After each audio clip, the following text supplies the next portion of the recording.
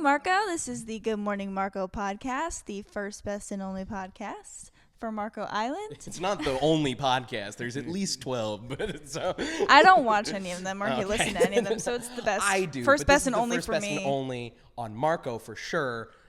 Elsewhere, you be the judge. But go ahead. But for now, I'm one of your hosts, Jordan Kraley. And I'm the other one of your hosts, Ryan Sullivan. And today we have a super special guest. I'm Charlie Blum, and I'm excited to be here with Ryan and Jordan.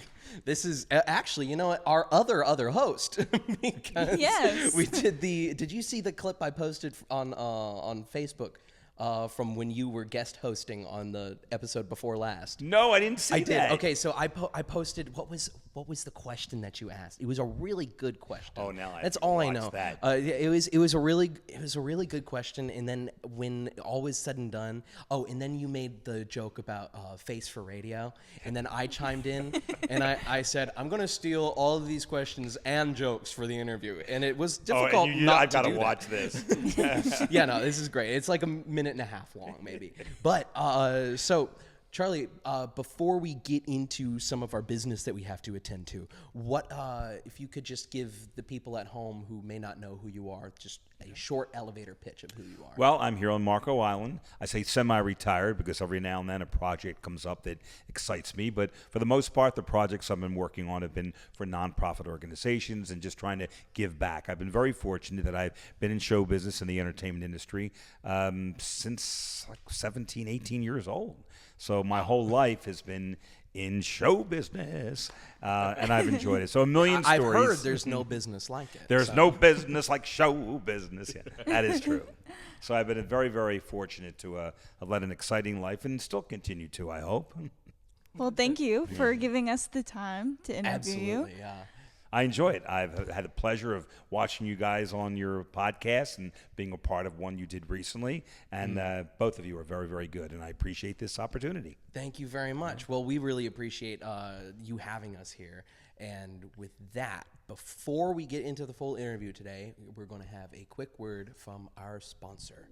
This episode of Good Morning Marco is brought to you by Tyler Buchan of the Golf Group. Located right here on Marco Island, they're your go-to experts for luxury living on Marco Island and beyond. Whether you're looking for a waterfront home with golf access, a condo with stunning beach views, or a private retreat down on Hideaway Beach, Tyler and his team will guide you to your home. Visit thegolfgroup.com to start your search today, or call 239-420-1099. Once again, that number is 239-420-1099. Go to thegolfgroup.com to find out more. Thank you so much to Tyler and his team for sponsoring this episode of Good Morning Marco. Wow, thank you guys so much. Thank you for sponsoring this very special episode of Good Morning Marco. So, Charlie, how did you find Marco Island?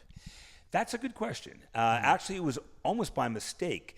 My wife and I, we wanted to get away for a weekend, and we thought, where should we go? And I often have visited the East Coast. When I was in college, my buddies and I, we would drive down there. So I wasn't familiar with the West Coast of Florida, and we decided to come down to the Radisson at that time, which is now the Marriott. Had a great time and ran into a real estate agent on the island who was showing some people some property. And they took us over to, at that time, Angers Cove. So that was our first purchase on the island. And then can continue to just love it here. And said, this is the place I want to retire to. So I was commuting from Chicago to here and decided to make this home. So how long have you lived on Marco then? On Marco probably since, I think, 98, since 1998. But here in the home for probably the last 4 to 5 years. Yeah. But moved on a few places on the island and just settled in here. And this is it till the day I die. Yeah. I love it here. I really and we do. also found out that we're neighbors, too. Yes. I'm not It's very a small island. It's a very small island. So you mentioned semi-retirement. What was your actual title from what you Well, did my before last position, I retirement? was the president and CEO of a theater outside of Chicago, which was called the Star Plaza Theatre. But prior to that, I had worked for the Nederlander organization, which are the top producers of talent on Broadway, numerous theaters to say the least, as well as concert facilities around the country. I was very fortunate that I had been on we call it the A-team that would go into different cities to open up these theaters, because back then, the outdoor theaters were a new thing. We call them sheds, which was like 20,000 capacity. Yeah. There's nothing here that I can equate it to. But in Chicago, there's Poplar Creek was the theater. In Washington was Meriwether Post Pavilion. In Cincinnati was Riverbend Music Center. In L.A. is the Greek Theater. So we had a number under our umbrella and presented every artist you can possibly think of. Yeah. And many times it was their first concert. I remember just telling someone the other day about the very first Whitney Houston national tour. Really? Or the Blues Brothers. Just tours that would start out at our theater and then tour the country. So I love getting into some name dropping territory. Who do you think is your favorite person you've ever worked with? If you could, that is a tough one. Everybody asks me that, and sometimes I'll give you a different answer. For example, on the day. Just looking at posters and pictures and things that I've accumulated over the years, I'll look at somebody and go, "Oh, that was fantastic." Yeah. I'll give you a great example. Is I used to say Jay Leno because he was such a nice guy to work with, but then Frankie Valli, and I was able to do his national tour. So we pretty much went to almost every city around the country. Yeah. But on the other hand, last Tuesday, I'm on the East Coast. I went to see the OJs on the final stop of the Love Train. People all over the world join hands, form a love train. So I was able to go over there and say hello to Eddie. And it just brings back memories of how wonderful they were to work with. And now it's the end of their performing career. Yeah. So we have a mutual friend, being Gina Cisparo. Love her. Love Gina. And when, because she has been telling me since we started the podcast, well, actually, since we interviewed her on the podcast, it's like, you have to get Charlie on the podcast at some point. I'm like, I will. It's like, you got to introduce me first. And then introduced me as Wake Up Marco at her last show. She Wrong is a one. firecracker. I mean, unbelievable. Yeah. She gets things done. And I just admire her so much for what she's done on the island and just in nurturing town. And you know better than anybody. Well, Some of these were kids, and now they're adults and still in entertaining. Yeah, I've been in Gina's theater since I was in second grade. I started as the Oompa Loompa who says, "I don't like the look of it" in Willy Wonka and the Chocolate Factory.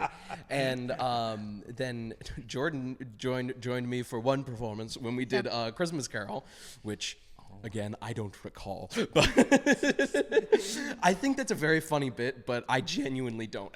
So at this But point, you would probably I give know Gina the character you played, and I remember someone doing it, but the face is blank to me. But your excitement and your passion for doing what you do, I gotta believe that the credit 100%. goes back to her because she was able to nurture that flame inside you that wanted to be able to do this. Oh yeah, I have the handshake agreement that if I ever get a Tony, an Oscar, a Grammy, or a Razzie, or whatever, first person Gina. I'm thanking is Gina, There even you if it is go. a Raspberry Award. But so I texted her beforehand, and I was like, "Do you have anything that you think that we should ask Charlie?" And she said, "Oh my God, yes!" so before you were promoting people, you were a performer yourself. What was that like? Wow, threw me a little curveball there. I like that. Yeah. It's funny because I am research. doing that now. I'm actually preparing for a show over at the Arts Center. We're going to be doing the Christmas holiday show. I'll put a plug in here, December 20 and 21. Check the Arts Center website for tickets. But I performed before. I also performed over at the JCMI here on the island. But I've done shows elsewhere in Chicago. I was very fortunate to sing along with Sinatra's orchestra, the big band. Singing with 17 pieces, there's nothing like it, especially with Sinatra's guys, and that was a lot of fun. The Bill Porter Orchestra out of Chicago. He's a great guy and a phenomenal musician, and I was able to work with him and do shows. I sang with the Glenn Miller Orchestra for one night outside of Chicago, sang at casinos. So I do enjoy that, as well as doing some community theater. I was able to be in a show here at the Arts Center, Fort Myers Players, I did Music Man, just finished doing Gypsy back in February of this year. And I think I'll continue to look for opportunities to perform. I enjoy it. It's a great group of people and socializing. I enjoy it. Mm-hmm. What's the stickiest situation that you've found yourself in while doing what you've done? Wow. That's a hard one. This is a Gina question, by the way. Yes, that is really interesting.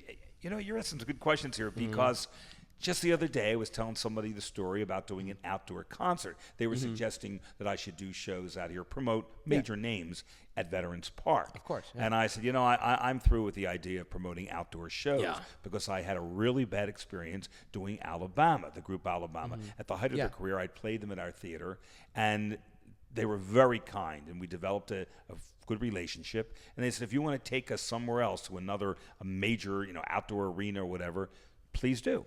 So I rented the fairgrounds out in Joliet, Indiana, which holds 20, 30,000 people or what have you. But again, because it's outdoor, you've got two things to deal with. One, the public may not buy to the last minute.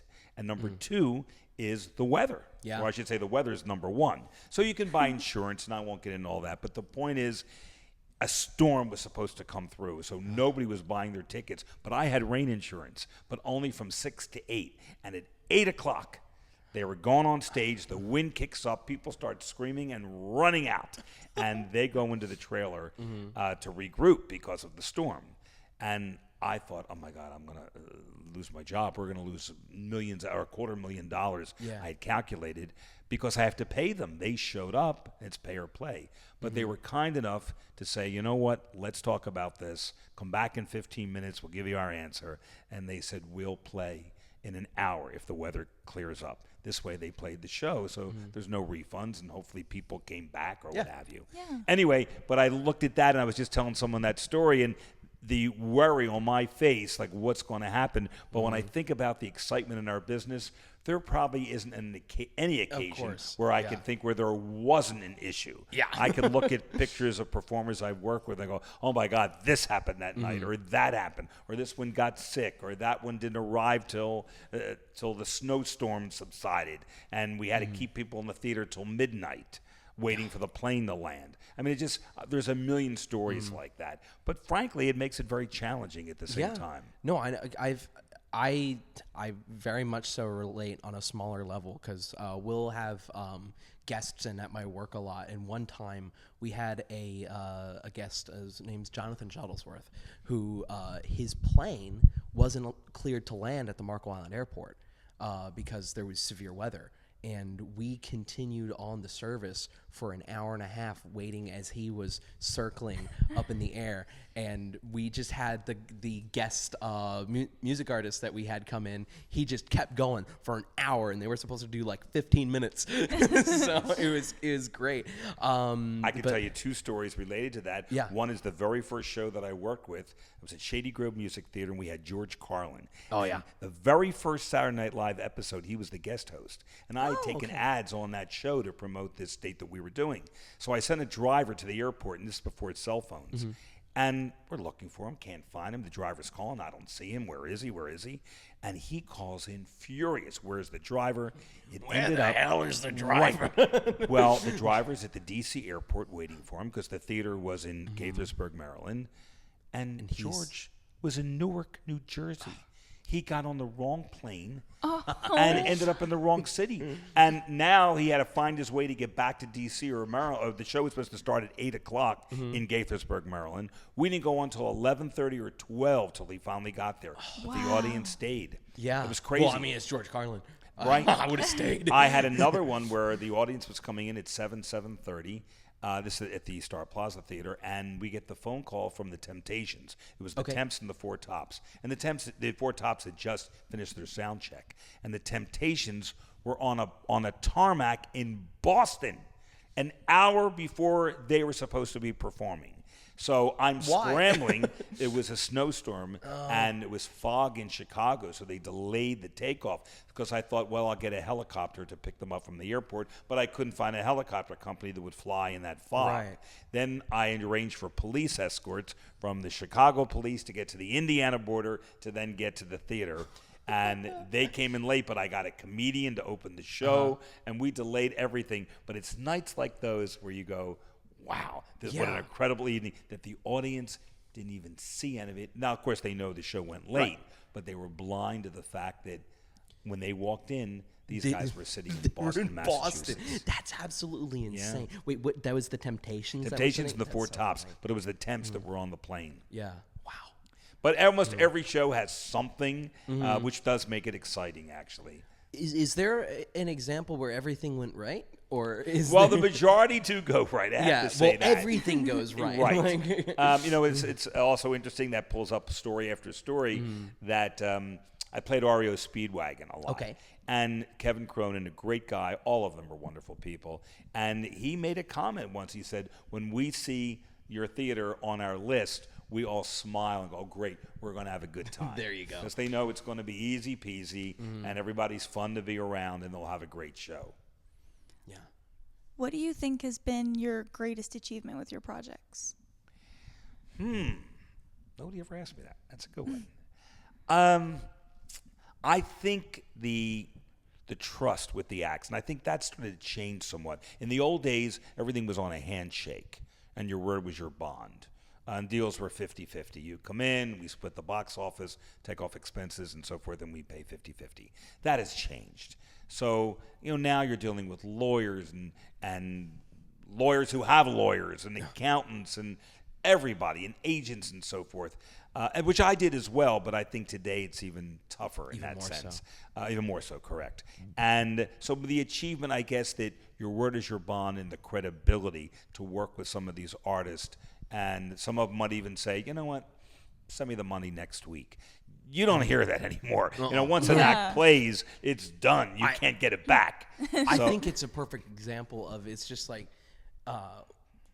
people have just been, I don't know the exact best phrasing to use, but screwed over too much. So it's a little bit more difficult to trust people. I would bring up a personal example that we're both familiar with, but I mean, it's otherwise. It's true. What you're referring to, and interesting that, again, another good point you bring up. I think back on some of these artists that I'm thinking like, what the heck? You don't trust us, but they have been, I'll say, screwed over for many years, and I don't mind sharing that story. Ray Charles. And I played him at the theater, and his manager came up and wanted to be paid before the show. And I went, no, we don't do that. He has to hit the stage, and once he hits the stage by intermission, I will then pay you. But I'm not paying before. Well, he's not going on. I said, well, we have to work through this because I'm not paying before the show. Yeah. Especially if it was cash. Because if you give him a check and he doesn't perform, it can stop payment and all that stuff.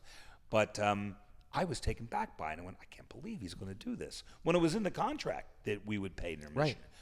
But then I think back of the stories. He's blind, obviously, but when he started, and even when he made it, he's huge, obviously, Ray Charles is an icon, or was, I should say. Having said that, he was screwed over. Yeah. So a lot of that sticks with him. So it's like, this is my policy. I want my money before I step on that stage. So you make certain compromises. What did you end up doing? Believe it or not, we did not. I think, if I remember correctly, I did issue the check. And then at intermission, I cashed the check for him. I believe that happened. There we go. But he also wasn't going to take pictures, and it was a private date for a hospital. And long story short, it all worked out in the end. Cool. But it was very tough at first, but I did attempt to see it from his side, and I understood. So we found middle ground. Yeah. What's something that you think is a lot more behind the scenes that most people don't realize when putting on giant shows like this? You guys are great taking you on the road. Seriously, I've done interviews before. No one will ask that. The best that is a real good I've ever heard one. in my life.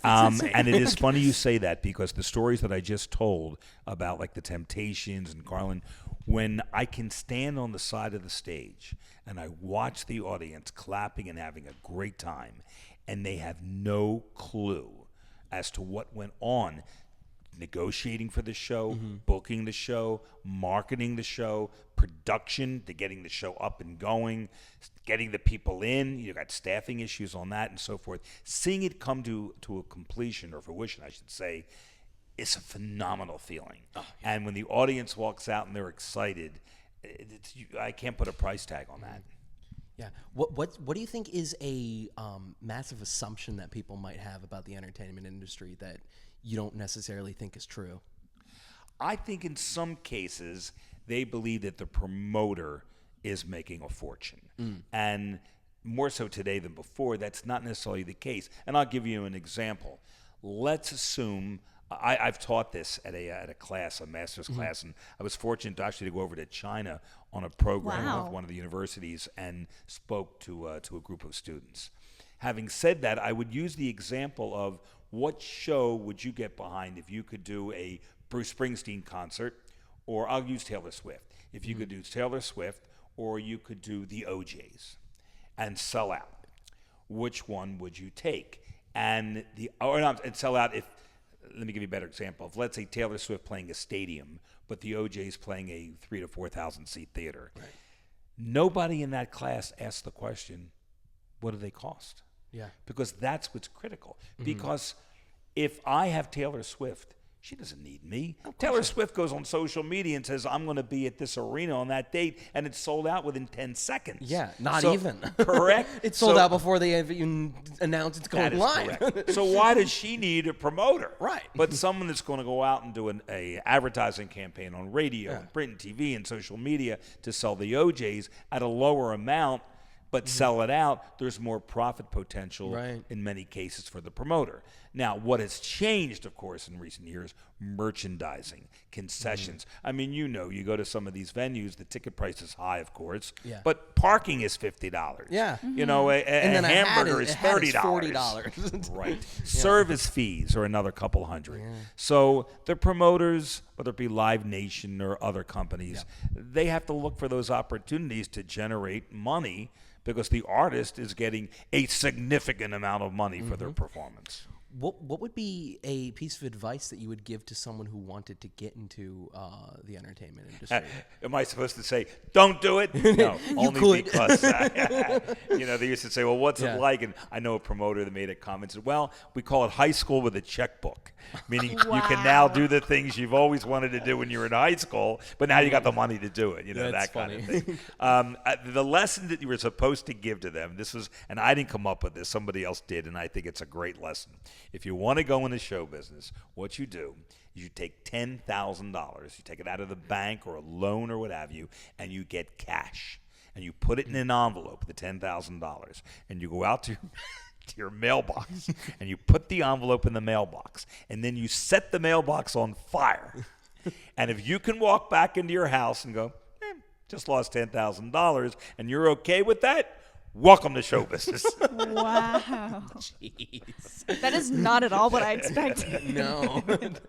I figured I was it was expecting going... get a good lawyer, like something. Like Well, because unfortunately, a one loss can wipe out 4 or 5 wins. Yeah. So you Yeah. have to be very careful on what you do, and you never know. There's another saying, I'm always good with the old sayings in the business, that you can't stop people from not coming. Yeah. So at the end of the day, no matter what the show is, at some point, it is what it is. Yeah. There might be other entertainment going on that weekend. There could be a big playoff game of a basketball team or something. You never know what's going to go on that particular weekend or weekday that can affect your business. Or the people don't want to see the act. Is there ever an example of something like that just like really surprised you, where it was just maybe almost like a Sisyphean task trying to promote a show that you figured would have done great or anything like that? Yes, I've seen it both ways, and I'm trying to think of a name. There are artists that I'm like shocked at the business they would do, grateful. The first one that just comes to mind was Gallagher. If you remember him, With the watermelons and the right, big correct. mallet, yeah. And he would do 5, 6 shows. Yeah. I'm thinking, you got to be kidding me. So that surprised me. But I was grateful, to say the least, because we were able to do him in some other theaters as well. Saw the opportunity to take him on the road. That was surprising. Frankie Valli, I don't mind sharing. I used to do shows with him, and I'm a big fan personally. Growing up in Atlantic City, I would run to see him. And his business was good, but when Jersey Boys came out, it just changed around, everything. And I took a shot with him in Chicago, and it worked, and we sold out. And I got to thank him to this day for his loyalty, and said, hey, where else do you want to go? Pick some other cities. Yeah. And the rest is history. We did all across the country. That's your story of the opening of Jersey Boys that you told me the Night of Swing set was incredible. I don't know how to ask a question to lead into that story, but would you tell it? Was it the one where I decided to book Factory? Or was the one in London? I'm trying to remember which one. You sat and Yeah, watched see the shows. Yes. Okay, that Jersey Boys. So I saw Jersey Boys the week it opened. And Right. that's when I decided that, oh my God, I bet there'll be a resurgence in Frankie's career. Yeah. And indeed, there was. He brought in a whole younger audience that maybe was not aware Yeah. of the magnitude of his popularity at one point, and his catalog of songs is just tremendous. Yeah. So that changed everything. But I did have, on a personal note, it was fun doing his shows. He was going over to London to do the Royal Albert Hall, where the symphony was playing. And Yeah. he said, Charlie, I'd love for you to see the symphony. Maybe you want to add that to our show in the States. Well, I was somewhat on the fence because although it's a phenomenal show with a full symphony orchestra, maybe 70, 80 pieces, but his show usually sold out without the symphony. Yeah. So as a businessman, I'm thinking, yeah, artistically it's a great show, but do I want to add another $30,000, $40,000, $50,000 to the price tag? Didn't want to do that. So, but he wanted me to see it. So I went over to London, and he made a comment. Listen, I'm here a day early. Do you want to go see Jersey Boys? I thought, oh, my God. Now, it'll be the fifth time I probably saw it. Yeah. But to sit with Frankie watching his story unfold on stage crazy. was pretty cool. That was enjoyable. And I still love the show to this day. And didn't he say that there was something that they got wrong? Yeah, that was a funny Yeah. bit. I guess I can say this. So he's sitting here, and they get arrested. If you remember the scene, if you saw Jersey Boys, they get arrested in some town because they hadn't paid the hotel bill, and they go to jail. So I just leaned over and I said, was that true? And they went, yes and no. Yes and no. Either it was true or it wasn't true. So I had to wait till intermission so we weren't talking. And at intermission, I said, what do you mean yes or no? He said, we did get arrested. Oh, but what's the problem? Well, it wasn't Cleveland, it was Columbus. Or vice versa, I can't recall. That's so funny. I love that a lot. Sorry, I could tell that you wanted to ask something at the end of the last question. Yeah, I was I like, don't really know how to need the wrap it follow-up. I need the back." follow-up. You just say it, whatever you want. What is, I mean, I guess your opinion on when you've taken the time to set up this whole show and this whole production, and then artists nowadays especially are like, I'm sorry, I can't go on stage because of like vocal rest or something. I know recently Lady Gaga just did something like that, but a lot of people, I feel like I hear about it being a very negative impact toward their fans. It does. Again, a story comes to mind, and I'll share it with you. I'm playing Donna Summer. This story is very interesting with two parts. One, because of what happened that night, but two, who I ended up meeting. So we're playing Donna Summer. This is like the height of her career. You sure I can tell the story? Because this has multiple points to it. Okay. So this was a Meriwether Post Pavilion. We have a capacity of 20,000. And Donna was supposed to play that night, and she's doing a sound check around 3 o'clock. She had hit songs after hit song. Bad Girls, Hot Stuff. I mean, I think you know who Donna Summer was. Having said that, she seemed a little off during the rehearsal. Right. The show was supposed to take place at 7 o'clock that night. And her publicist, who, interesting enough, was Madonna's publicist as well. Okay. Who now, her and her husband were best friends. They live down here in Naples as well as New York. That's a side story. But anyway, she comes up with a sign that Donna has had an allergic reaction to medication. So now we got to get somebody to go on stage to announce this. Lo and behold, who do you think gets selected? Moi. So I'm like, I'm not telling these people. Everyone that. had a sack of tomatoes sitting right next to them. So that's exactly what I was afraid of. Now, not to confuse you, but remember this theater has about 7,000 seats under a pavilion reserved and 13,000 on the lawn. So the lawn patrons pretty much get there early when the doors open like at 4 or 5. But the people with the reserved seats don't often show up until 20 minutes before showtime. Because there's no reason to get there early with reserved Except for seats. parking. Right. So I'm working with a radio station at the time in Baltimore that would do live remotes. Here we are at the theater. We're only an hour away from Donna going on and all this. I went to tell them that it's not going to happen. And if we could get on the radio and please tell the people that are on Route 29 coming in from Baltimore that the show's been canceled, turn around. Okay. So I get on the radio. Folks, thank you for coming out. We're wanting to come out tonight, but I'm sorry the show is not taking place, et cetera, et cetera. And we tell them what's going on. Allergic reaction to medication. So I go on stage first to announce it. People are very upset, to say the least, storming the box office for the refunds.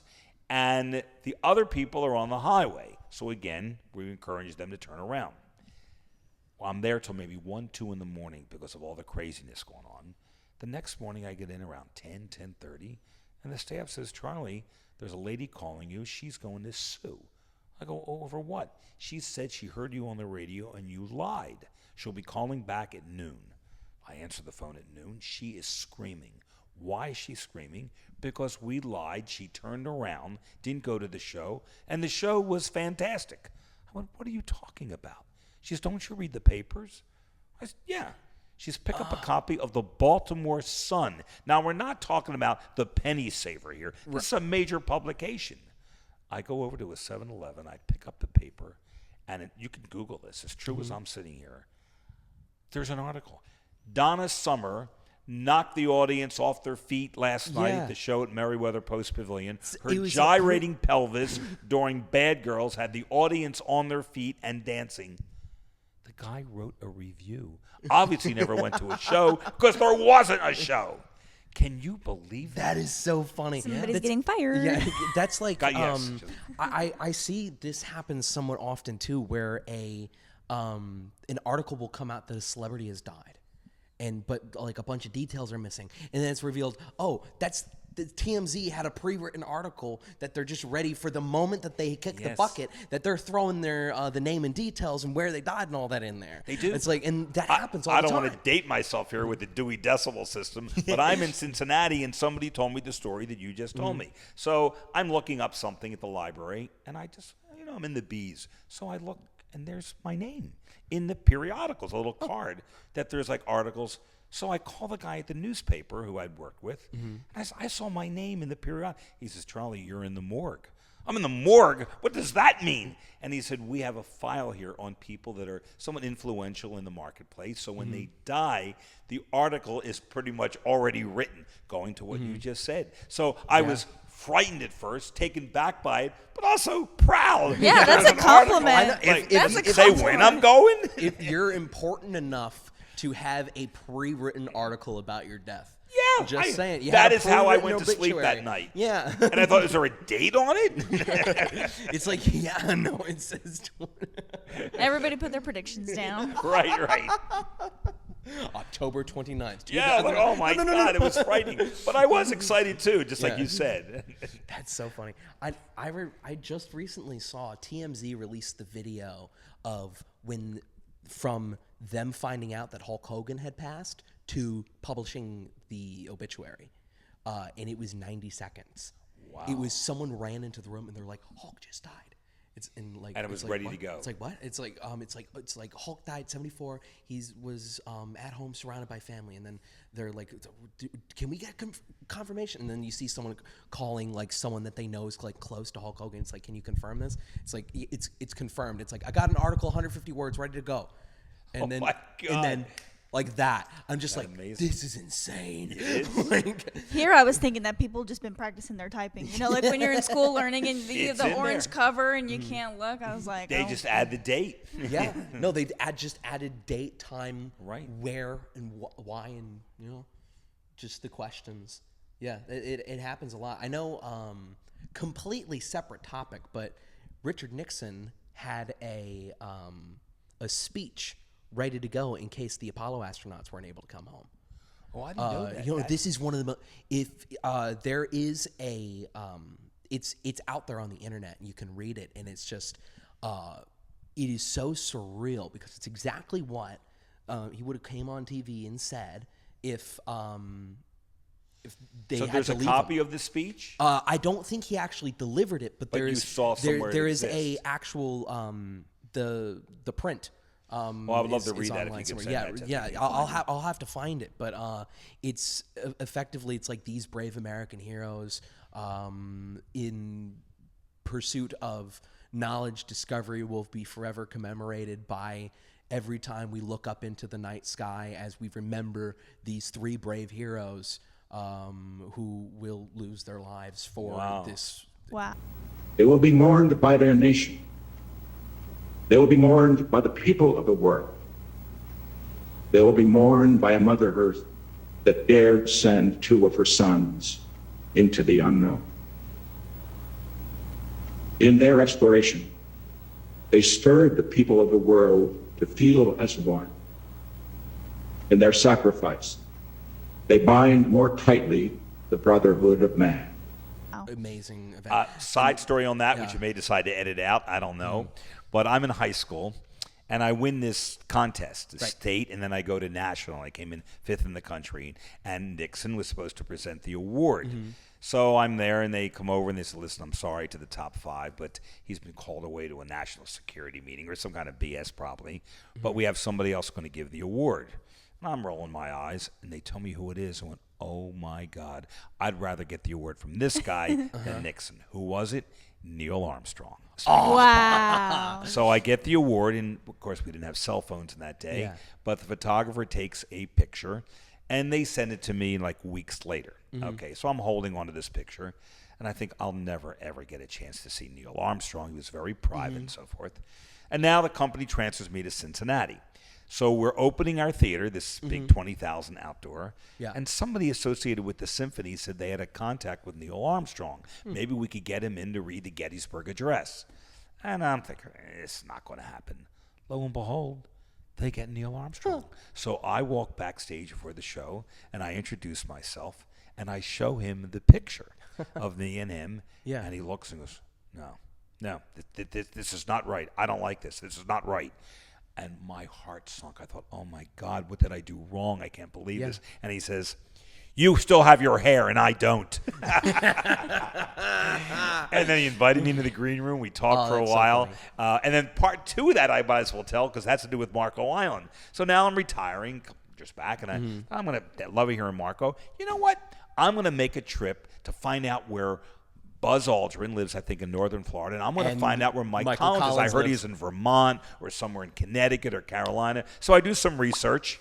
You got it. I'm like, you got to be kidding me. Like he's right down the street. Literally, I can bike it. I can walk it. Yeah. And I drive by, the garage door is open, and I didn't do anything. I wrote a letter that I was going to drop off, and I never did. I procrastinated, and unfortunately, he passed away. I actually, funny enough, before we started this podcast, I had a podcast called the Pickle Jar Podcast, where it was my friend Keaton and I, and we just is kind of us just shooting it for a little bit, and we did some interviews and stuff like that.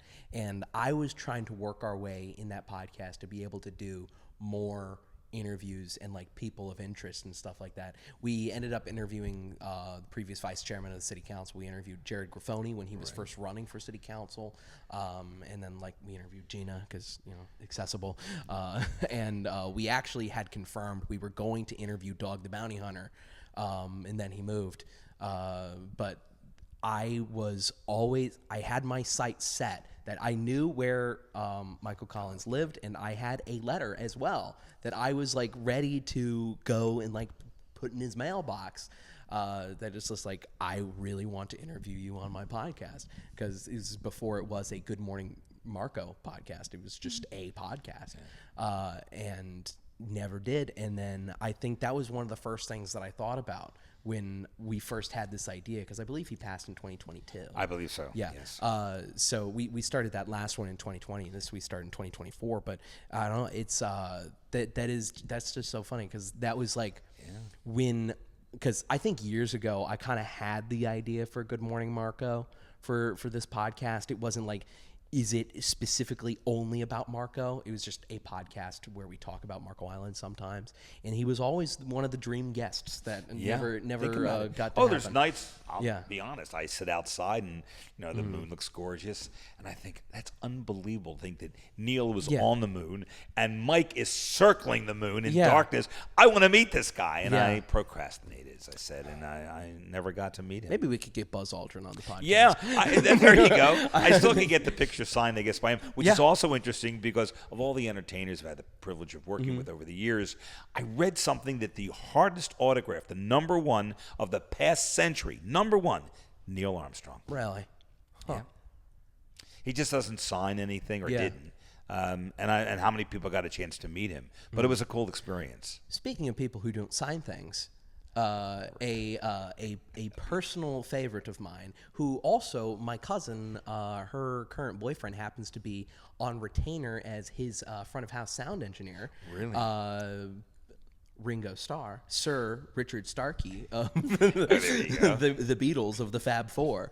You have a very interesting story about his birthday party, don't Yes, you? Yeah. that is a good one. You remember this. So he was playing my theater on his birthday, and I thought, we should do a cake and have a little party for him, and we did. And then I thought, in exchange for doing this, because I know he doesn't sign things or doesn't Right. like to, would he sign a drum head? Well, I had arranged to get the drum head in the event he would sign it, Ludwig and so forth, which was a replica of the Ed Sullivan show. Yes. So, I don't know if I can tell this story or not. I've never told it on tape. Screw it. I'll tell it. Okay. Okay. It's a live forever. Okay. So I get the drum head and I give it to him and he signs it. Yeah. And you can even show a picture of it later if you'd like.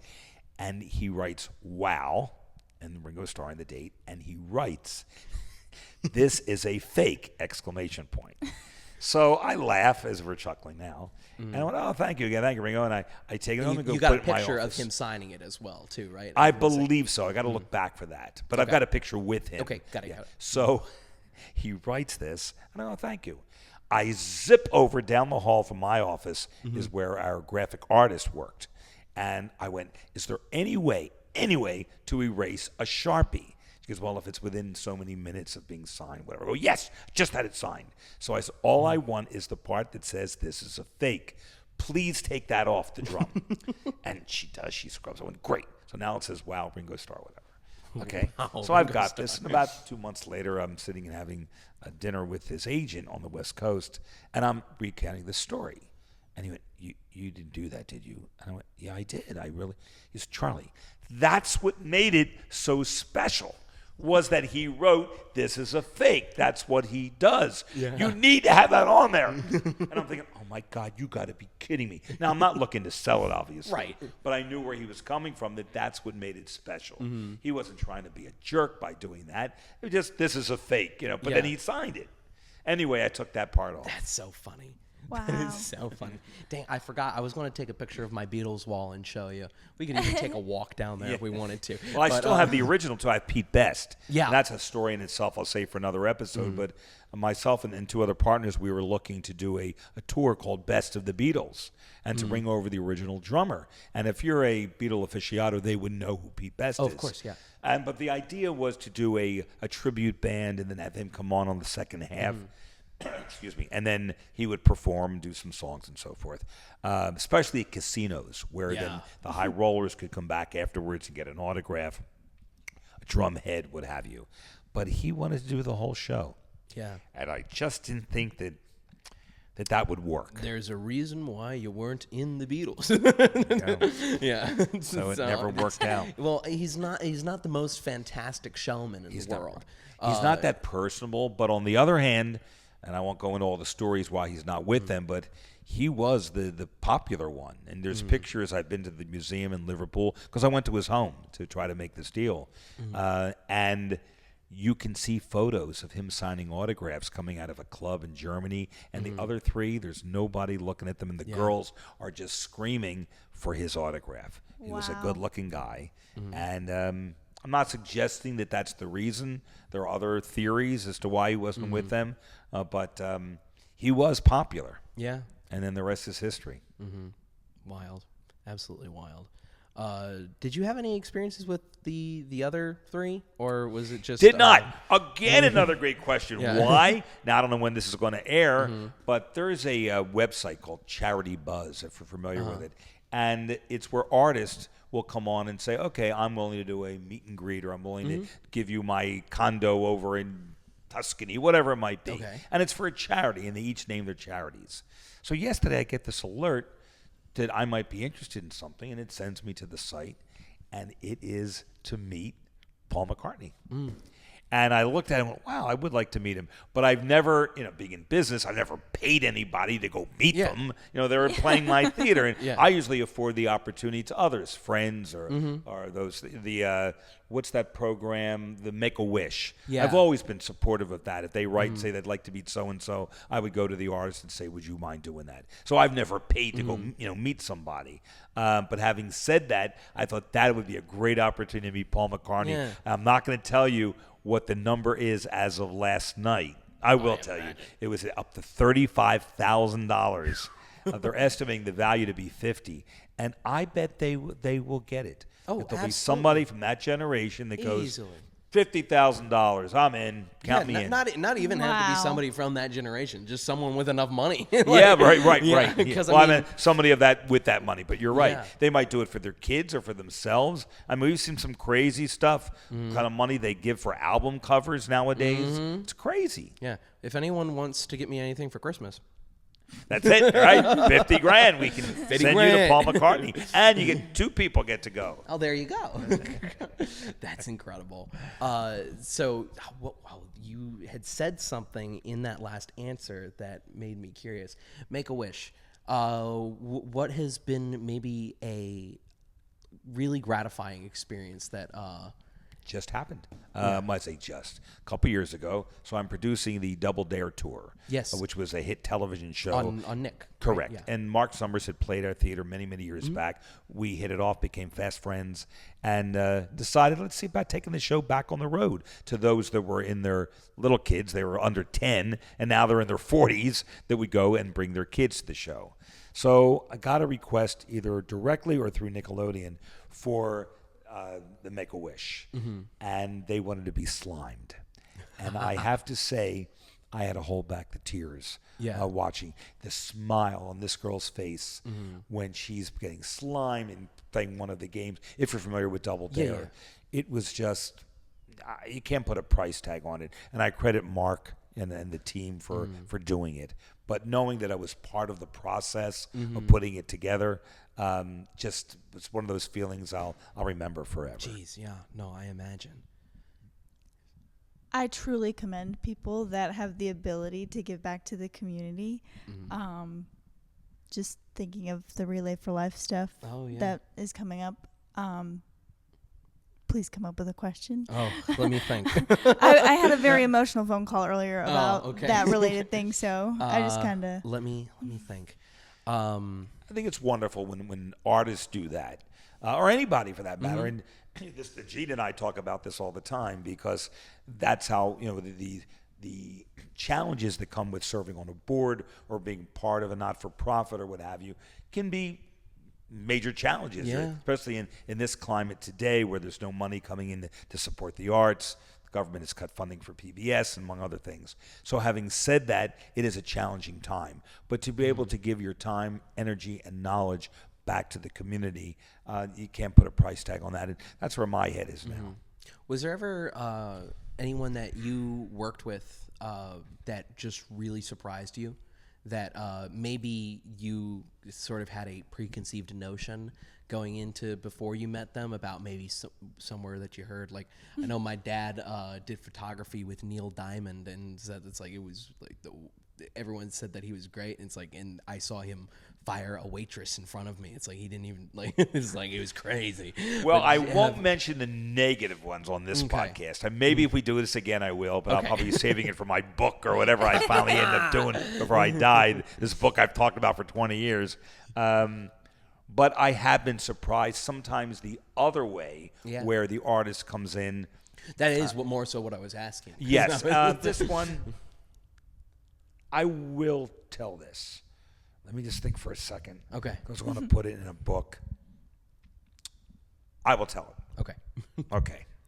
You could even leave it on a cliffhanger Oh. if you really wanted to. You could leave it on a cliffhanger and then it's like, well, Some in teaser. 2 years, buy my book. This one has to do with a legendary figure, and I assume you guys have heard of him, Bob Hope. Yeah. Okay. So Bob had played the venue many, many times, but everybody gets old, obviously, and he missed performing. So he had retired, but he wanted to go back and do another date. So he played our theater, and he was getting a significant amount of money. But when he showed up, I knew of him, and it wasn't like he was my hero, but he was iconic, to say the least. And you could see this elderly gentleman who had to work off cue cards constantly. Yeah. So the comedy wasn't coming right from his head. It was coming from this card. And watching the rehearsal was really tough. But that night, when we sent security to go to his room to pick him up, he was not in the room. And at some point, I'll go through the whole limitation as to what happened, because I'm on radio when they tell me they can't find him, should they go into the room. And the security guy had a pass key, and he went in the room, and Bob was not there. And now we're freaking out. Where is he? And the shows start within the hour. I look out my office window, and there he is walking the parking lot. He was lost. And we sent somebody out, redirected him around, brought him back into the theater. And he didn't even have to walk outside. The hotel was connected. And he does the show, and I went down to thank him. But it was one of those where I had to reintroduce myself 15 times, even though I also had worked with him many years prior. But okay, I get it. End of story is, and I won't leave the cliffhanger, and I will just tell you, the manager said Bob would like to be paid directly through a check. Go down to the dressing room. So I do, and I hand him his check. It was 6 figures. And he looks like, oh, thank you. And he puts it in his jacket, and he does the show. I'm thinking he's not cashing that check because he'll forget that he had it. And a month goes by, 2 months go by, the check never cleared the bank. So here's a question of the scruples.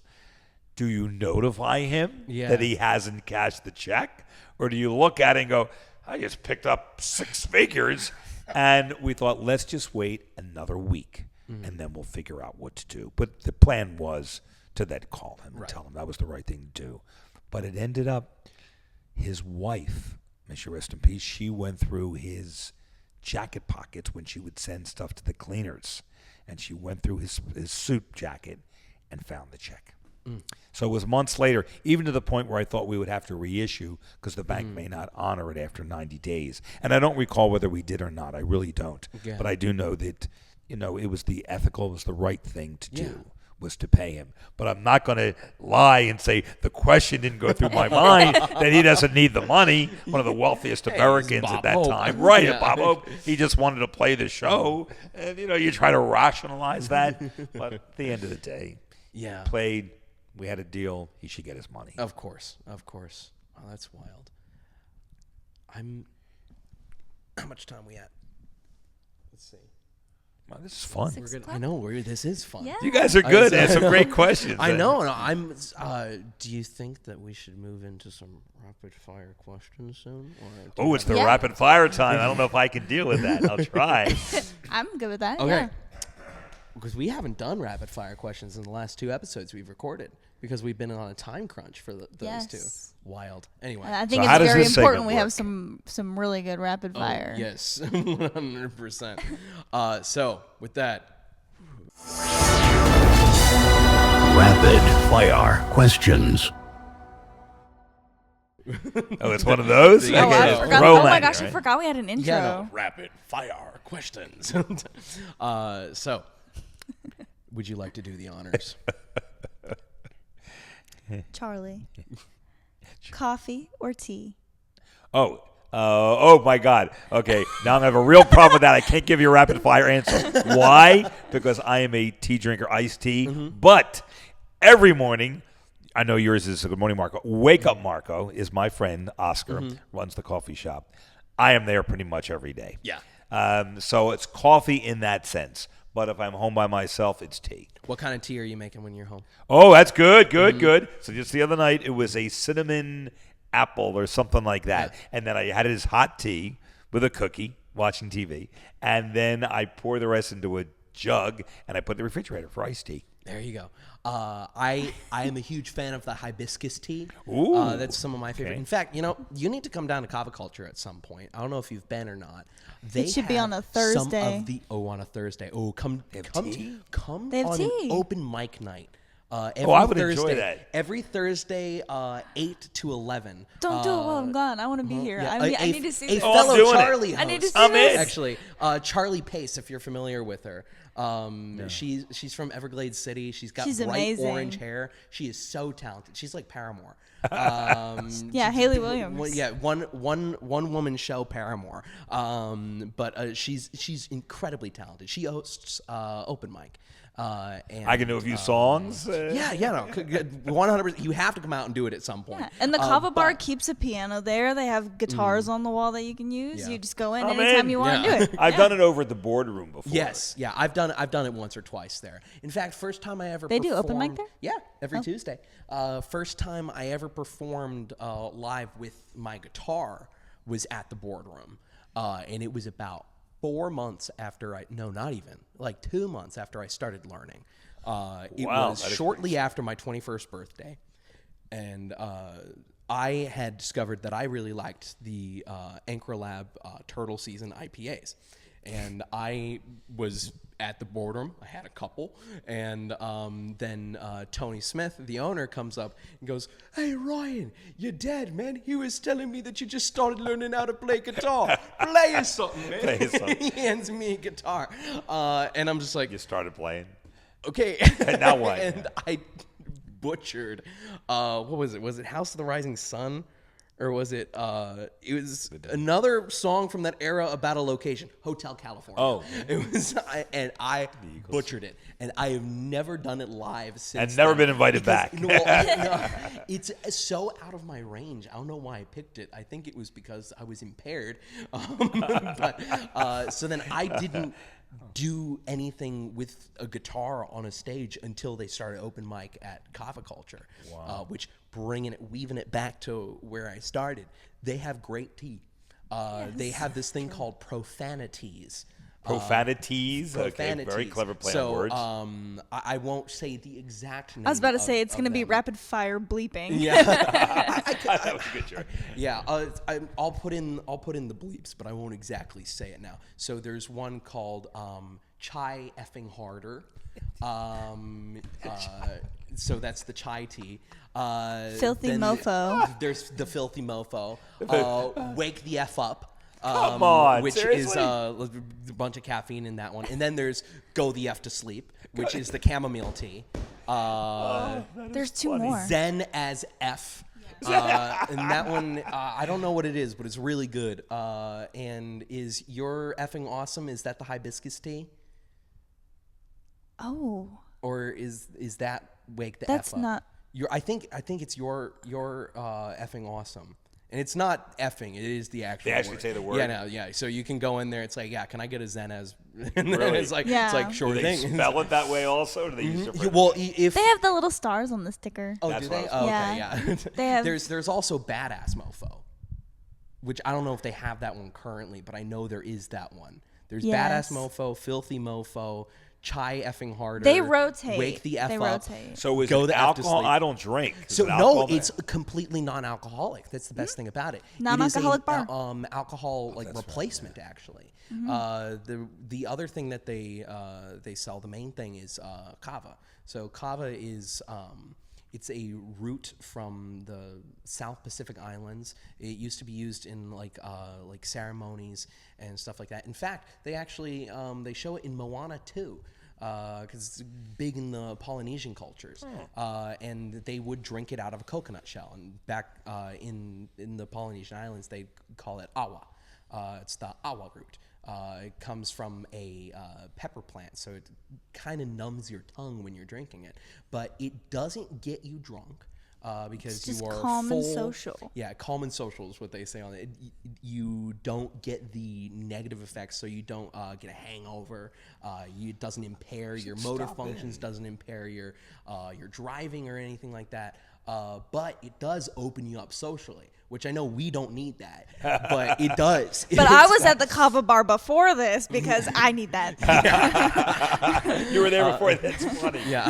That is So funny. yeah, no, there's kava, and then there's also the elixir that they sell, which is it's like energy stuff, or it depends on the age of That I would the For the no? yeah, it depends on the age. Do you of want it. the ex-kava tender to talk about? Go ahead, yeah. You're the expert. We can't actually post anything that says the word, by the way. Oh yeah, that's We'll why I get- was saying elixir. Oh, you were? Yes, I said elixir, and then you said, "You mean?" And I'm like, "Yeah, I suppose." Well, we'll cut that so, part. because is a very it's a very light opiate technically. The state of Florida like outlawed it in a couple of different places, and now it's 21 and up only. But it's like it is the number one like best alternative to. What's the effect, if you don't mind me asking? And is it instant? Depends. So So there's red, green, white, and yellow. Which the red is more of a relaxing effect. So it's not like, I wouldn't say like mentally relaxing. It's like physically relaxing. Like I love drinking that after the gym because my muscles are sore, and I've actually been a lot since I got in a car accident because like my muscles are sore, and it just kind of relieves tension. And then the green is very similar to the kava, where it just kind of it's like opens you up socially. Yeah, the green I like to have when I'm about to do work, since a lot of my stuff is white, like more creative. White is like focus. And it's almost like popping a caffeine pill. And this is for real? It's not psychosomatic? Yeah, no, it is. It kind of. So I will be 100% honest. Is it takes a little bit for me to actually like feel an effect from it, and it's not psychosomatic. It definitely is. You can drink enough kava that you feel like you're drunk, but you're not. So it's like a. Well, for kava, it's how do I put a reverse tolerance. Yes, the more that you have, the less tolerant you are of it. So, like, if someone drinks a lot of alcohol, they'll get to a point where what one shot used to do to them now takes 3. Kava does the reverse, actually. So the more you have, the less you need to actually like feel the social. Well, they have tea. I'll give it a shot. Yeah. I'm sorry I screwed up your No, you're rapid totally fire. fine. I go, well, coffee, but tea. We do this a lot. Coffee every morning and wake up Rapid Marco. fire He's is the not best. rapid. I think you had left by the time we got into rapid fire questions with Kristen and Fred, but we had a running gag where it was. Oh, I'm going to text them tonight. yeah. And tell them I went through the rapid fire. Yeah, it was a running But gag. it wasn't 'cause, rapid. Yeah, we started rapid fire questions At about 55. 6 minutes ago. Oh. Almost 10 minutes ago, and that was the first question. That's right. That was actually pretty might have been rapid. the longest answer. out I of any told you, question for we me, had. a run-on sentence is an hour. This episode is not sponsored by Kava Culture. Yeah, it is not. It could be. Anyway, It's your turn. so the second question, which I think the follow-up question was technically, well, what kind of tea? But not follow-up. Second question: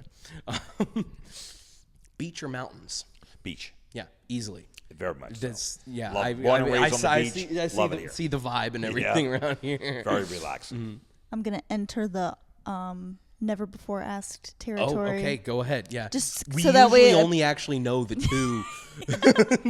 We kind of imprise from here. Those are our Coffee, staples. tea, beach, mountains, that's the two. And then it's like And then Then what? it goes more into like the more. esoteric. Who is the most famous person you've met? That is tough. Depends Because on your what would be definition. considered that one? I can't do a rapid fire on that one because what is considered famous? For example, I got a pie in the face from Soupy Sales. Now, most people would go, who the hell is Soupy Sales? And he has passed, and he had a show on TV. But to me, that was the ultimate. Even Soupy tells the story of Frank Sinatra calling him and saying, I need a favor. My daughter doesn't think I'm famous because I've not been on the Soupy Sales show. So would you throw a pie in my face? And he did. So here again, I mentioned Soupy. That was a highlight, getting a pie from Soupy. Yeah. But most people would Don't know who he is. And he passed a few years back. I would define probably from just what I know about your career, Michael Jackson.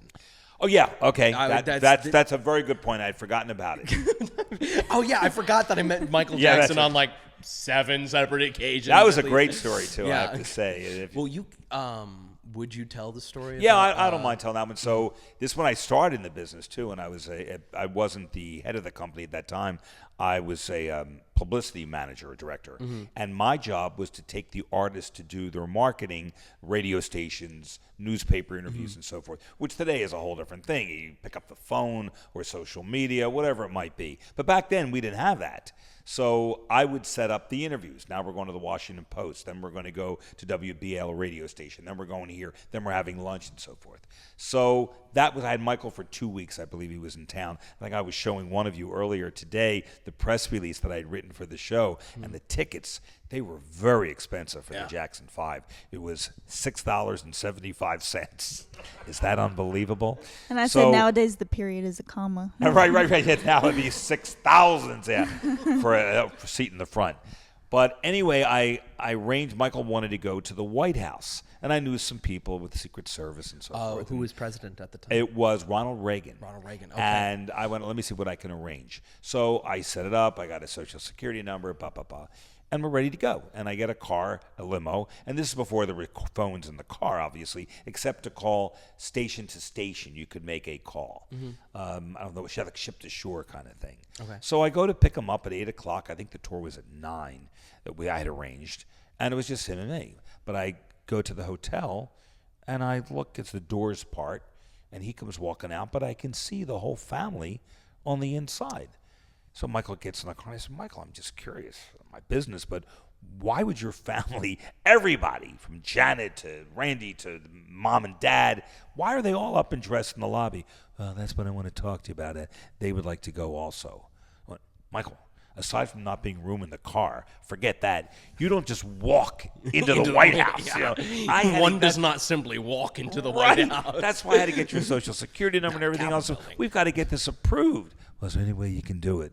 Well, I don't know. So we took the ship to shore and called the number where they call another number, and ended up I got permission for the others, and we sent another car, and we brought everybody, and that's the photo I have at the at the White House in the Rose Garden, which now has been paved over, I understand, but or is going to be. But anyway, it was a blast, and we took them, and I'm not a sports enthusiast, but my college roommates were around, and I got them to play basketball with him because they wanted some activities while they were all there. So now years go by, and I've got that picture from the White House.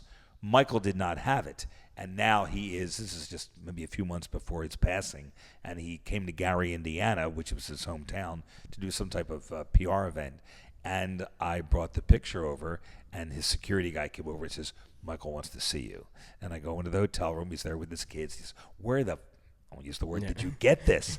And I said, from our time at the White House, he says, I can't believe this. My God, it brings back a memory. Can you have a copy for me? And I said, here it is. I already have the copy for you. But in exchange, you have to sign this for me. So he did. He signed the photo. And then lo and behold, after his passing, the brothers all went back on tour as the Jacksons. They came to my theater, and I not only got them to sign it along with Michael's signature, and I have all of them, but they invited me to their house that they were born and raised in. They had not been back to that house since they had left it, as kids. And I went with them, and that was an experience, sitting on their bed while they're telling the stories. I almost forgot about that till you just brought up Michael Jackson. But that was a fun experience. Well, there you go. Most famous. These are rapid fire. Rapid fire. Nothing's rapid fire answers when it comes to me. Of course not. So, man, I was about to ask a question that we ask very often, but it's probably actually rather interesting. Or maybe it could be. So, I mean, generally, most people that we ask do not have such a fat contact list as you do. But the infinite Rolodex, I would imagine. That's a good way of putting it. So, well, we usually I'll put no barriers on this question, but we usually ask people if you could sit down and have lunch with any person, living or dead, who would it be? And we usually say no family or anything, but I'll just because you have known so many people. I can't think of that magazine. Is it MI, Marco Island, something? There's a magazine that comes out monthly here on the island where they feature Marco people. Review, Paradise Coast. It's around here called MI, I think it's called. Okay. I just saw it. Anyway, was it in my friend Beth was on the cover. it was in the tray. It's sitting over there. My Beth, she's active in the area. She's in a band. I did a show with her. Anyway, that magazine had a little thing that the arts asked me if I would participate in, where they ask you certain questions, and that was one of them. And the answer I gave, which I guess I might still give to this day, is I told you I had the fortune of meeting Neil Armstrong, but I would like to, who would you want to be next door neighbors with? And I had written that living or dead, Yitzhak Rabin, who was the former prime minister of Israel, I would like to have had a conversation with. Met him, but I would like to have sat down to talk to him. The Pope, probably the previous Pope I would have liked to have talked to. Oh God, I think who else I had put on that list. I thought Bill Clinton would be fun because not only intelligent, but he plays instruments. Yeah, he's an incredibly creative person. Yes. Yeah. So I thought that would be fun to discuss music. I met him with the group with REO Speedwagon, and the fact that he was so into music and was talking about a riff in this song and that song that he liked. I'm like, you got to be kidding me. When does he have the time to even listen to this? But so things like that. So again, Yitzhak Rabin, the Pope. Oh my God, I forgot who else I had named. Damn, well, there's two right there. God, I can't think who else, but now it's killing me. I'll think of it. Blurt it out whenever. Who's Rapid fire. I'm trying to. Then I got you guys thinking, word it. In your profession, who did you think you never would get the chance to meet, but eventually got to meet? Oh, I'll answer that quickly. Red Skelton. Who? Red Skelton had Red a Skelton. show on Tuesday nights on I forgot what station. And as a little kid, I'd sit with my parents and my sister and brother. And we'd watch him. So I was a big fan, and I never thought that I would get to meet him in person. There's probably others, but if it's rapid fire, that one comes to mind. Red Skelton. Okay. Let's see. So, I mean, we're doing an interview right now. If you could go onto any, be interviewed by anyone, who would it be? You guys. Well, after today? well, after okay, today. present company I'll tell you excluded. who's great at interviewing, and he's my friend, but I've watched him in action, is Mark Summers, the host of Double Dare. Yeah. He is a great interviewer. When I watch him on stage, and every night was a different show, even though it's the same stuff, but it's different people. And he's so engaging, and he listens to everything that the people are saying and formulates his questions accordingly. Yeah. So he's a great interviewer. I've never been interviewed by him, but just in talking with him and watching him in action, he's really good. So with this amazing karaoke setup, Not now. you know, everybody growing up has like the hairbrush song or their staple karaoke song. Oh. What is that for you? Okay, the hairbrush song is good. You guys are good. Goes back to my days singing the music of Frankie Valli in the Four Seasons as a kid with the hairbrush. Yeah. Who loves you, pretty baby? Who loves you, pretty baby? Who would ever know that we'd be friends? I'd be Years working later, with him. yeah. I never thought that would happen. But most of my karaoke stuff now is Sinatra stuff. Now, I don't sing like him. Oh, you do Frank Sinatra imitation? No. I just sing the great American songbook, Right. which are all his songs. Yeah. You know, come fly with me, come fly, let's fly away. You know, I'm doing that kind of stuff. Okay, so let's move to some more Marco Island specific questions. What's your favorite restaurant on Marco? The Boulevard. The Boulevard. I love This the is people Second and like person that we've had answer the Boulevard. if Somebody I else remember said that too? correctly. I Is don't it? I remember thought it was who the third. Third. Well, who Because else? we've definitely been like, wait, that's a place we still haven't even like really been to. Well, no, I know the owners because it used to be the Philly Grill. That's correct. Yep. And I've was my been favorite at the time. acting with Joaquin, their son, for many years. Yes, I forgot he's been on stage we- with Gina. Yeah. Mhm. Yeah, no. In fact, actually, I was in the first play that he is now in high school, and he's about 6'5". No And way. I remember when he was yay big, and he was 8 years old, and he played. Gina just threw him into our play with the Three Musketeers. It's just I want a background actor. It's like Slacker. We called him Slacker because he was in a play before that over the summer camp that we did called Haphazardly Ever After, and he prayed Prince Slacker. And since then, I've called him Slacker because every time I do the impression of Dean Strickland from Back to the Future, I go, "You're a slacker!" Yeah, and also the echo in here was great to do that. Sonically, this is going to be a very interesting. They're episode. wonderful people that operate it, and I like them. I mean, you'll see me everywhere on the island. I'm at the brewery, and I'm everywhere else, and at Gav's, and this one, and that one, but the Boulevard, and just a great team there. They're really nice people. Marco, And coffee shop, I'm going to give that one. I got to give a plug to my friend Oscar. Yes. So wake up, Marco. What's your favorite beach on the island?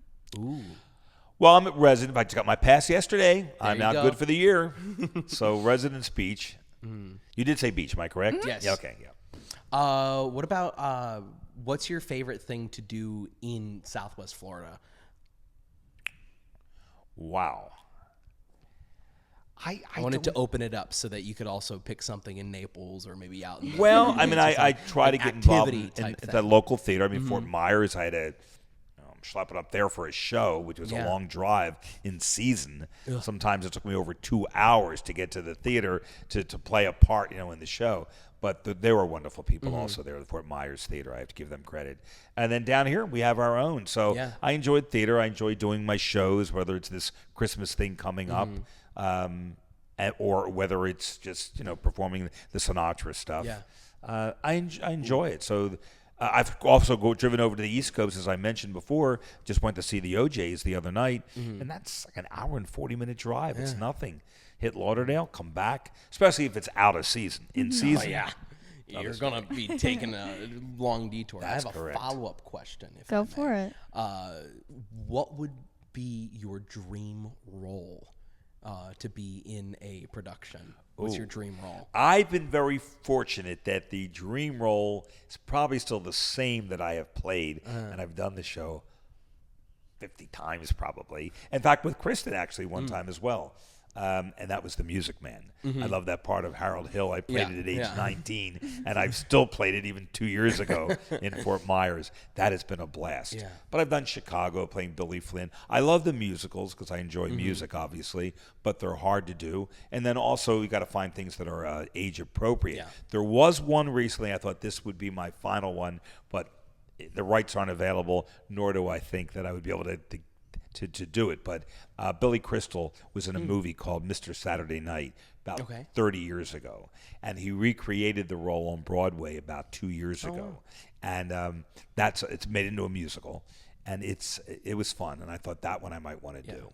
I love. He's got such a distinct voice. Yes. Billy Crystal does, it's the same with like Patrick Warburton. Whenever I hear those two voices, I'm just locked in.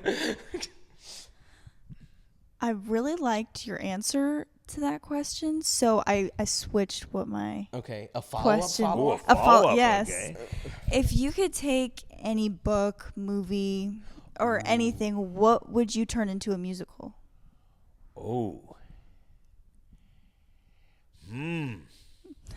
That is Picayune Strand by Ryan Sullivan. got me. Yeah, right.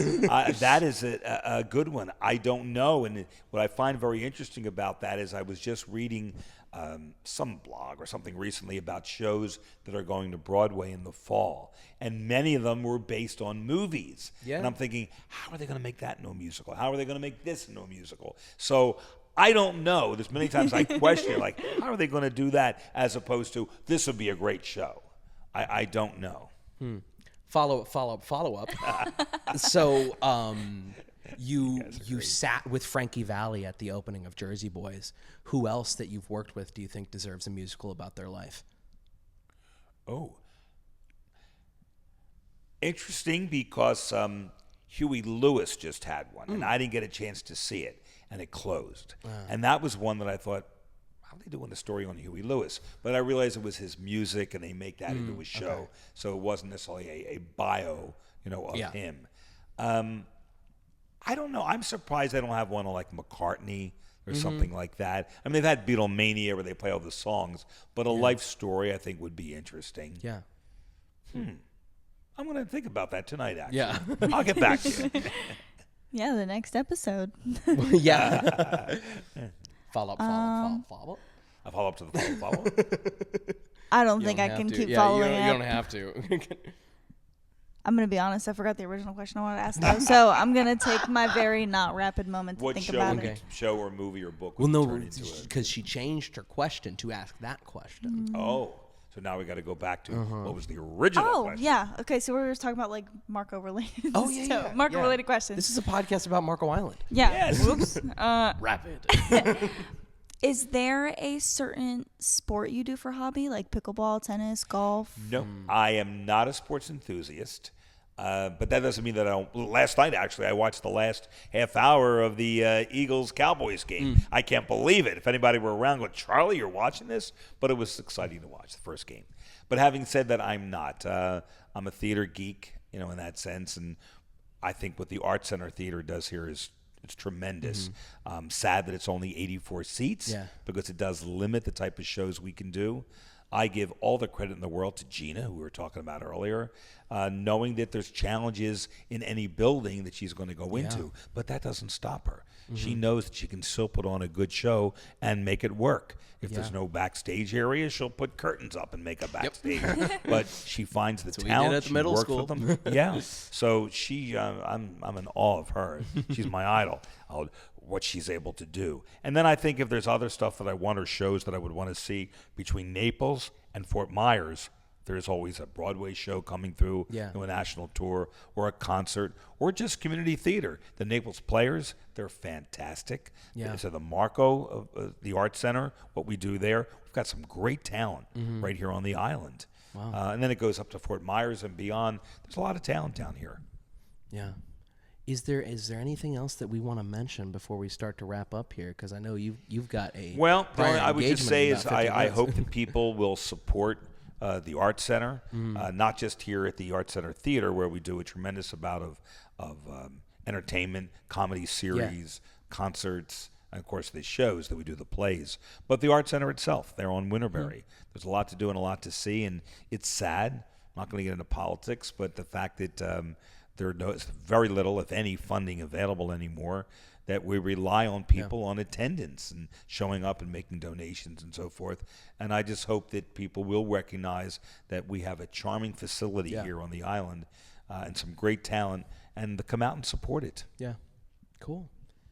Jordan, do you have any final questions before we wrap up? I do not. Do Okay. you? I just want to say a massive thank you for having us in your home and then letting us interview you. This is Well, I want to thank Yeah. you because I'll be asked to do different things and I don't, but I met you obviously prior to this, and I saw what you did with Kristen and Fred with her show Swing Set, and you guys are great, and she raved about you afterwards, and of course Gina, and whatever she says to me goes. She says that they're good, they're good, and they are. You've actually exceeded my expectation. cool. Thank you. Well, you can say the magic words.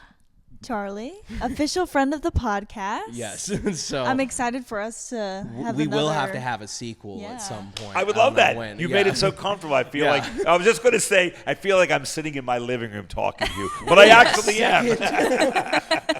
That gives me an idea. Yeah, well, I think also, I mean, this is the first time that, other than your house, this is the first time we've done something at somebody's house before, Yeah. too. So there's an even more comfortability that comes with that. But, Well, I hope I wasn't we'll squinting do- too much because the sun is Oh, no, finally you're out. fine. You're Oh, absolutely good. fine. Yeah, no, the sun's not really hitting all that much Yeah. yet, so it's just getting bright. But is We there gotta anything... take a picture and then sign it for his wall. Yeah. Oh, That's a good idea. there you go. That's a really good idea. That's And then I put it in a drawer, and you guys, we're coming over tomorrow. Get the picture out. Get the picture out. Yeah, no, it's on one of those Velcro things behind, where the BB King. Oh, right behind there. It falls. That was good. That was good, Ryan. Yes, very good. It is falls when we were behind. getting a tour upstairs, we heard a slight crash, and it was a photo of Charlie and BB King together falling off the wall. It's like, oh, where'd that go? It's like, I think Lucille took a drop there. Yeah. I was just glad it wasn't anything else falling off the wall, because that would be a mistake and a half. We both go, what was that? So with that, is there anything else that you want to shout out? Anything No, that's it. You guys are great. To? I would look forward to doing a sequel. You made it very, very comfortable. Cool. And just everybody watching, support your sponsors, support the local merchants here on Marco Island. And part of me says, spread the word, what a beautiful place it is. Yeah. On the other hand, don't tell anybody. You know what? Here's a final closing question for you. Who do you want to see on our podcast? I mean, you've done a great job in picking people that have some influence in some part of making the island better, and making it fun and making it an exciting place. So I would have to give that thought. I'd be more than happy to share that with you at some point.